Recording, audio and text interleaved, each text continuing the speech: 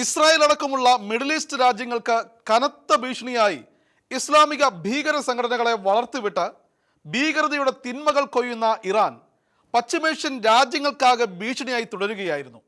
അവർക്കെതിരെ ആക്രമണത്തിനുള്ള കൃത്യമായ മുന്നൊരുക്കങ്ങളുമായി ഊഴം കാത്തുനിന്ന ഇസ്രായേൽ അവരുടെ നിർണായക സമയത്ത് ഇറാന്റെ ആണവ നീക്കങ്ങൾക്കെതിരെ അതിശക്തമായ വ്യോമാക്രമണങ്ങൾ തുടങ്ങിയിരിക്കുകയാണ്.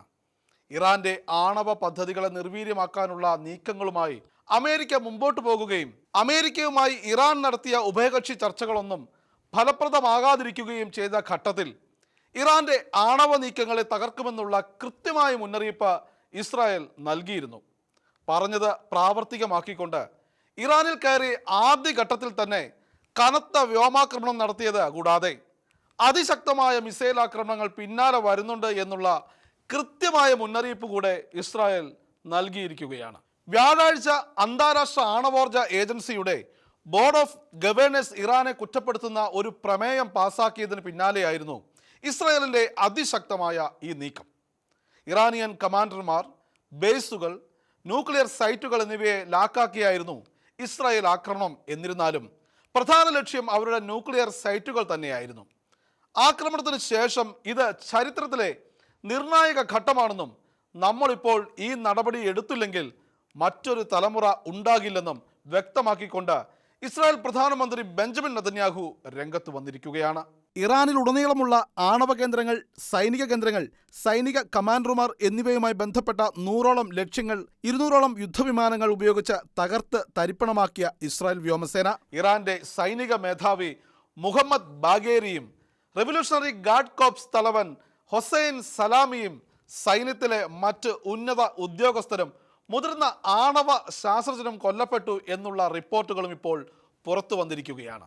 കൂടാതെ ഇറാൻ പരമോന്നത നേതാവ് ആയത്തുള്ള അലി ഖമേനിയുടെ മുഖ്യ ഉപദേശകനും ഇറാൻ അമേരിക്ക ആണവ കരാർ ചർച്ചകൾക്ക് നേതൃത്വം നൽകിയ അലി ഷംഖാനിയും ഇസ്രായേൽ സൈനിക നടപടിയിൽ കൊല്ലപ്പെട്ടു. ഇറാനിൽ കയറി ചെന്ന ടെഹ്റാന്റെ കേന്ദ്രങ്ങളിൽ വ്യാപകമായ ആക്രമണങ്ങളാണ് ഇസ്രായേൽ സേന അഴിച്ചുവിട്ടത്. ഇറാനിയൻ വ്യോമ പ്രതിരോധ സംവിധാനങ്ങൾക്കും ദീർഘദൂര മിസൈൽ സൗകര്യങ്ങൾക്കുമെതിരെ ഇറാൻ ഉള്ളിൽ നിന്ന് തന്നെ കൃത്യമായ ടാർഗറ്റോട് കൂടിയ അട്ടിമറിയാണ് മൊസാദ് നടപ്പിലാക്കിയത്.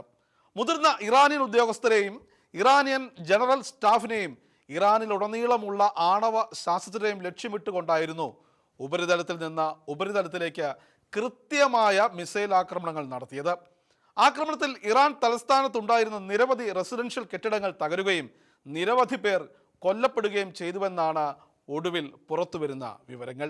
ഇസ്രായേലിന് നേരെ 100ഓളം ഡ്രോണുകൾ അയച്ച ഇറാൻ തിരിച്ചടിക്കും തുടക്കമിട്ടിട്ടുണ്ട്.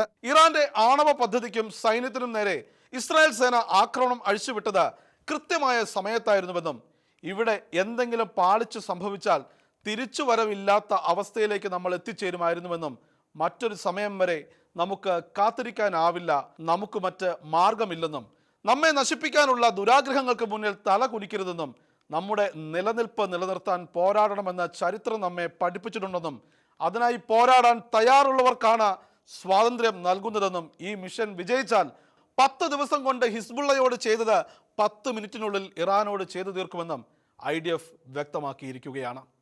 ഇറാനെ ആണവപരമായി നിരോധിക്കുവാനുള്ള നീക്കങ്ങൾ അമേരിക്ക ശക്തമായി തുടരുന്നതിനിടയ്ക്ക് ഇസ്രായേൽ നടത്തിയ ഈ ആക്രമണത്തിൽ തങ്ങൾക്ക് പങ്കില്ലെന്ന് വ്യക്തമാക്കിക്കൊണ്ട് ഇസ്രായേൽ മേഖലയിൽ തുടരുന്ന നടപടി അമേരിക്കൻ സേനയെ കൂടെ അപകടത്തിലാക്കുമെന്ന് സൂചിപ്പിക്കുകയും ചെയ്യുന്നു. എന്നാൽ ഈ ആക്രമണത്തെ അമേരിക്ക തള്ളിപ്പറഞ്ഞത് ഇസ്രായേലുമായുള്ള ധാരണകളുടെ അടിസ്ഥാനത്തിലാണോ എന്ന കാര്യം വ്യക്തമല്ല.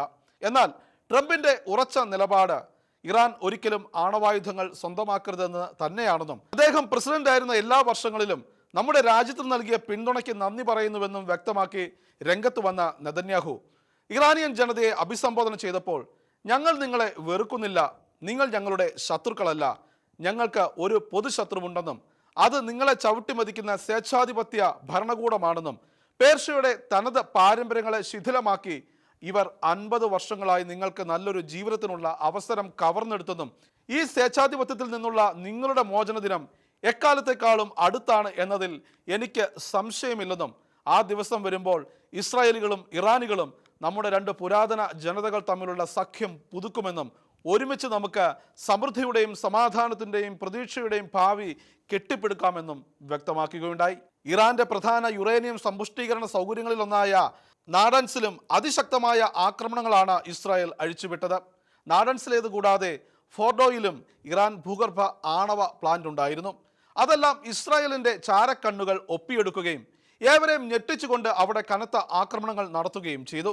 നദാൻസ് ഭൂഗർഭ അറ ഇസ്രായേൽ തരിപ്പണമാക്കിയെന്ന് ഉറപ്പിച്ച ഇറാൻ ഇപ്പോൾ സമാന്തര തുരങ്കങ്ങൾ നിർമ്മിക്കുകയാണെന്നാണ് റിപ്പോർട്ടുകൾ. വാണിജ്യ അടിസ്ഥാനത്തിൽ യുറേനിയം സമ്പുഷ്ടമാക്കുന്നതിനായി ഇറാൻ സ്ഥാപിച്ച 14,000 സെൻട്രിഫ്യൂജുകളിൽ 11,000 സെൻട്രിഫ്യൂജുകൾ പ്രവർത്തനക്ഷമമാണ്. 5 വരെ പരിശുദ്ധിയുള്ള യുറേനിയം ഇവിടെ ശുദ്ധീകരിച്ചുകൊണ്ടിരിക്കുകയായിരുന്നു.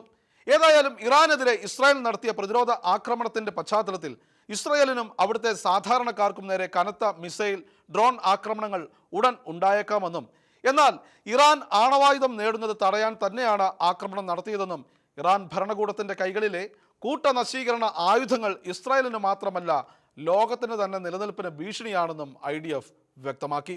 അതിനിടെ ഇസ്രായേലിന് കഠിന ശിക്ഷ തന്നെ കൊടുക്കുമെന്ന ഇറാൻ പരമോന്നത നേതാവ് ആയത്തുള്ള അലി ഖമേനി വ്യക്തമാക്കിയതോടെ ലോകം നീണ്ടു നിൽക്കാവുന്നതും ഇരു രാജ്യങ്ങളിൽ നിന്നും കൈവിട്ടു പോകാൻ സാധ്യതയുള്ള വൻ യുദ്ധത്തിലേക്ക് കാലെടുത്ത് വെച്ചിരിക്കുകയാണ്.